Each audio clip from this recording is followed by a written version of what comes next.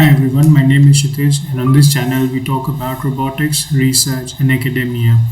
This is the second lecture in the TT102 lecture series, and in this lecture we are talking about the fundamentals of Python, especially the syntax and data structures. The outline of today's lecture is as follows. We are going to look into some brief introduction to Python and Python syntax, variables and data types, lists and dictionaries, control flows, functions, classes, properties and access control, the use of self, underscores, and then we'll be concluding today's lecture. So, welcome to TT102.2, the Python fundamentals. In this lecture, we'll dive into the basics of Python syntax and fundamental data structures. So, typically, what all data structures we use, especially in Python, and then later on, as we build more robotics project, they will come in handy. So Python uses a clean and readable syntax, and indentation is crucial for code structures, and let's see what it looks like. So this is a very simple example. You can see I'm saying if true, and then there is a simple print statement. So you see there is a indentation, there is a white space underneath after the colon, which basically is the condition that needs to be met when the if statement is true. So typically that's the syntax. In Python, you can use different sort of variables to store the data. You could store integers, floats, strings, lists, tuples, and more. So integers, floats, strings, you might be familiar with if you build programs in C, C++ as well, but lists and tuples, for example, might be slightly new. So let's explore how to declare and understand different types. So you can see x equals to 10. You could have a string, for example, name of a sensor like a sonar. You could have floats like 3.14. Integer is already there. You could have a list like this. List is represented by square brackets, and then you could have tuples, which is represented by round brackets. You could also unpack tuples. So for example, A takes the value 1, B takes the value 2, C takes the value 3, and you could do multiple assignments simultaneously. If you say x equals y equals z equals to 0, means each of these three variables take the value 0. Now the variables is assigned using the equals operator, as you see in all of these examples, and none of these require a semicolon, which is convention, for example, in a programming language like C++. Another data structure that is very powerful is list and dictionaries. They provide flexibility in handling and templatizing and organizing your data, and let's look at this in some examples. So as I said, list look like a compilation of different elements stored together inside square brackets. You could have numbers, you could have strings, you could even have a mix and match of different data types. And they are ordered and mutable. So by mutable, I mean I could access a particular element of a list and then change its value. So for example, if you have a my list stored as 1 to 3, you access the element at index 1. For example, this value would be index 1, and you replace its value with 5, and then you print it. It would print 1, 5, 3. So this element has been mutated. They are ordered, which means you have to index them. So the index is 0, 1, 2, and 3, and you can add and subtract element from the end at a particular index. And elements can be of different type as well. So as I said, you could have hybrid list. So you can access elements of a list by giving the index. You could modify, as I said, they are mutable. You could add by using the append function. So it adds at the bottom of the list, so at the very end of the list. And you could also remove from the list by giving it either the element or the index that you want to remove. So you have multiple different operations and mutations you could do for a list. Dictionaries, on the other hand, are not ordered but still mutable. So they consist key value pairs, which means you can access any key value pair within the dictionary by giving it the key's value. And dictionary also provides efficient data retrieval, and they can represent real world entities effectively. So here's an example dictionary. So let's say you're trying to define a temperature measurement sensor that has the following attributes. So its type is temperature, its measurement range is from -10 to 40, its measurement unit is Celsius, and its price, for example, is $29.99. So this now becomes a dictionary, and if you want to initialize multiple sensors of a similar type, for example, with different ranges, different unit, different prices, you just initialize them with different key value pairs, so you don't have to keep redefining the same entry over and over again. So for example, you could have access the values by giving it the keys value, you could modify the keys value, you could add new keys value, you could remove keys value, or you could delete the entire dictionary if you wanted to. Now, loops and conditionals are also essential control flow structures that allow us to change the order of execution of the program when certain conditions are met. So let's explore how we use them for creating dynamic programs using Python. So a loop, as in the name suggests, is something that happens over and over again until a termination condition is met. So here is a list of numbers, and it is saying for every num in numbers, which means for every element inside this list, just print it out. So it's going to print one element at a time. So whatever is written inside this loop is basically executed as a block of code repeatedly until the termination condition is met, and the loop would iterate over each element in the sequence. And you could also have while loops. So this is another kind of loop where the condition is basically like counting up or counting down. So you start the counter with 0. You say while the counter is less than 5, print the counter and increment the counter with 1 every time. So it prints 0, then 1, then 2, then 3, then 4, and then it would terminate because the next time this condition would be false. So while loops continue executing as long as the condition is true, similar as the for loops, and they are suitable when the number of iterations is unknown, because for the for loop, if I go one slide back, the number of iterations is determined by the number of elements in the list. But if you don't know the number of elements in the list, you can use an alternative termination criteria, for example, as we did in the counter. So when the counter is less than 5, just terminate. And there could also be conditional. So now those were the loops, and then there could be conditional statements as well for controlling the flow. So for example, an if else is an ideal conditional statement that we typically use. So if the temperature by default is set to 25, if it goes above 30, print it's hot outside, otherwise it's a pleasant day. So like this, you could have conditional printouts depending on which condition is being met. And notice how if there's only two conditions, when the first condition is false, the else statement does not need an explicit condition. It is understood and the temperature is less than equals to 30. But if you have three conditions, for example, temperature more than 30, temperature less than 30, temperature equals to 30, you're going to have if, elif, which is else if, and then an else afterwards. So either way, an else is like a catch all conditions. It doesn't need an explicit condition. So conditions allow programs to make decisions based on your criteria that you've preset, and the code inside the block is executed when a condition is met. So when the temperature outside is more than 30, it would never print out the statement, and vice versa. Now, functions are blocks of reusable code. So when we are programming in Python, there are times where there's chunks of code that we want to use in multiple different places. So we kind of make a function which is a block that we can repeat over and over again, so we don't have to rewrite it, but just rinse and repeat. So they promote modularity this way, and then we're going to look into some examples of a function. So for example, I define a meet and greet function that takes in a name and prints out hello plus my name with an exclamation mark that is given as a parameter.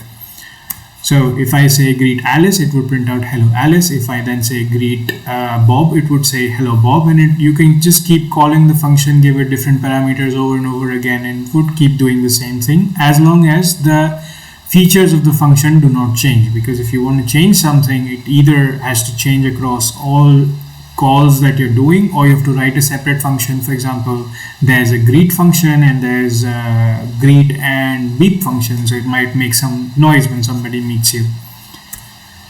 Functions could also allow you to return some values and do some calculations. For example, this is a square function that returns the square of a given number that you give it as a parameter. So if I then call this function to say square 4, it would square the number 4 and just give me the result stored in this variable that I can print. So 4 squared is 16. So if you execute this, it would print out 16. Functions also take parameters that allow them for receiving input. So what we were seeing so far is these are called parameters, right? So you can give them inputs, and then they could also have specifications in the function definition. So there are two kinds of parameters. One is the one that you can pass and that takes on dynamic values, and the other which also have some default values. So for example, the default value for a message is a hello. But the default value of a name is not given, which means it would take the value whatever is given to the function, which means if you don't give it anything, it would basically not be able to figure out what name it is supposed to take. So if you execute this greet with message function now, if I don't give it a greeting message, it would just print with the default message, hello Bob. But if I change the greeting to hi or something else, it would then print something else or hi or whatever to that person. So you see, we can overwrite the messages if you don't want to use the default, and if you don't want to give the message, then it would start using the default. One key thing to note here is, however, that if you have parameters with default values, for example, this message parameter here, all parameters thereafter need to have a default value, which means they should be like, from that parameter onwards, everything that's listed as a parameter needs to have a default value, or your code will not compile. Anything before that may or may not have a default value, does not matter. And then another way of using data structures in the form of templatization is what we call as classes. And then classes have objects that have member variables. You can have behaviors associated with them. They have what we call as methods, which are functions that execute inside them. And classes are fundamental parts of object-oriented programming. So let's look at some examples of what classes can and cannot do. So here's an example without using classes. Let's say we want to define a robot. The name of the robot is robot 1, the position is 0, 0, the speed is 5, and then we want to move the robot. So we define a move robot function, 2 parameters, none have default values, and the new position is given by the current position, and then increment the speed, right? So that's the move robot function. And then when you want to call it, you just simply say robot 1 position equals move robot position, and then whatever speed you want to give it, robot speed, right? It's hidden below here, but I passed on the robot speed. So that would move it. But then what if you want to move the second robot? So then you have to define 3 more variables and then pass those to this function. And then, so it basically, you know, you're only using this function as a reusable block for now. And you want to have multiple robots that do the same, use the same function with different values. A better way to do this is to templatize this. So object-oriented approach with classes would look something like this. Let's say we define a class robot.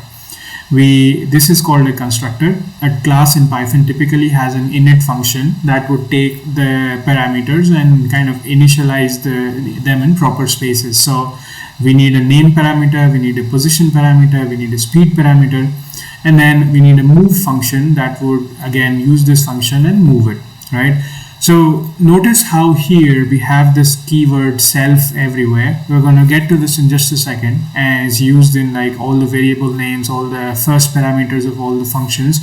But the key takeaway point from here is that if you do this way, you can easily create multiple robots in a single line of code. So for example, you have robot 1 and robot 2, and you initialize with the class. So these are now class instances, right? So you have 2 instances of the same class.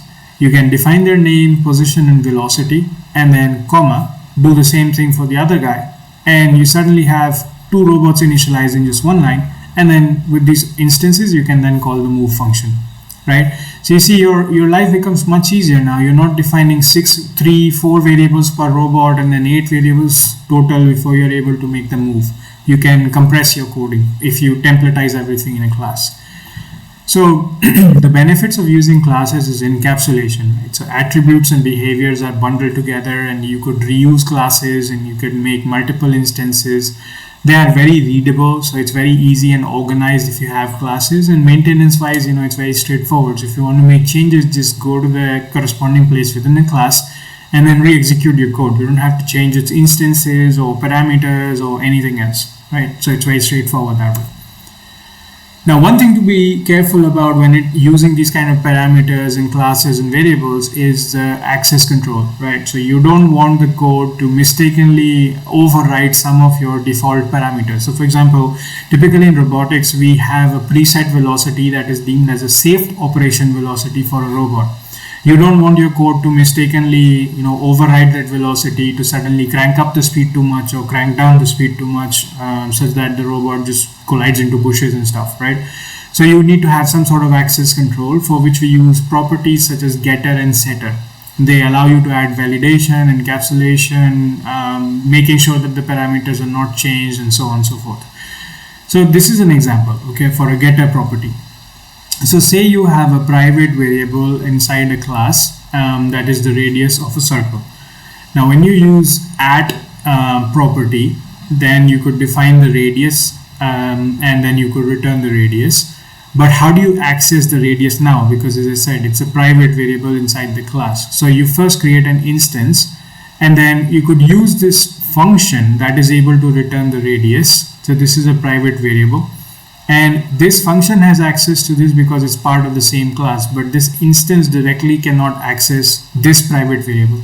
It needs to go from here to this property, from there to there, and then finally you have access to the variable. So that's the getter function.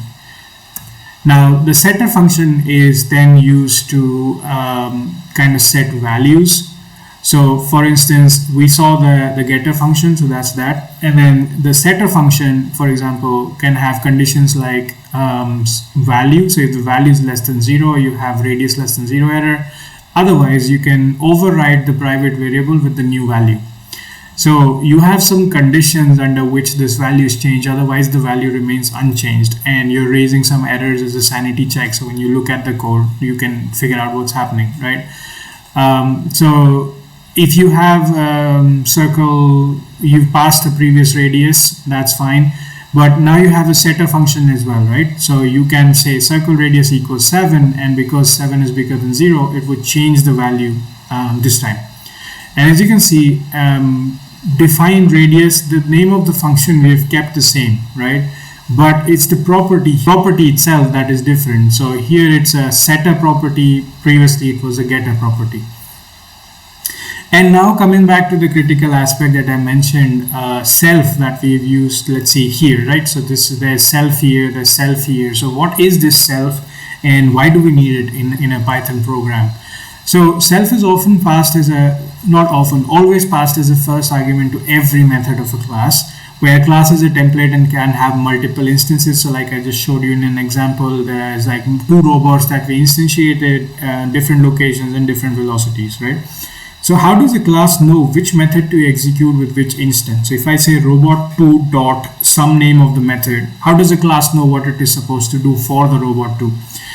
And this is done by self, because self basically tells the class that I'm talking about the current class instance. So if I say robot2 dot set radius 7, which means I want to set the turning radius of robot2 as 7 units. The robot1's radius remains unchanged for that. I can use the same command and set the radius of robot1 as 5 units, but then the robot1 has 5 units, robot2 has 7 units, so they remain separate because of this self command that helps distinguish which class instance are we referring to. Because if you see here, I just said circle equals an instance, and then I passed an initial parameter of the radius, and then I call the function circle.radius equals to 7, right? I never said I never passed circle as a parameter of the radius here. So the instance of the class is never passed as a parameter. The self allows the resolution of that for the interpreter by itself. Okay, so typically, as I said, you have a class, you have a method inside, and the first instance is first parameter is always a self. And this is a constructor, as I said. So you have self, you have an attribute that you could assign to class variables. You could then have some printout statements and whatnot, right? So self is used in many different places. And you could also initialize instances. So as I said, so you could have some variables, you could assign them to variables inside your constructor, or you could do different stuff with it. And all this time you see these kind of underscores. We've been using a whole bunch of these underscores. So let's look into what those underscores are. So in Python, underscores have various meanings and uses, right?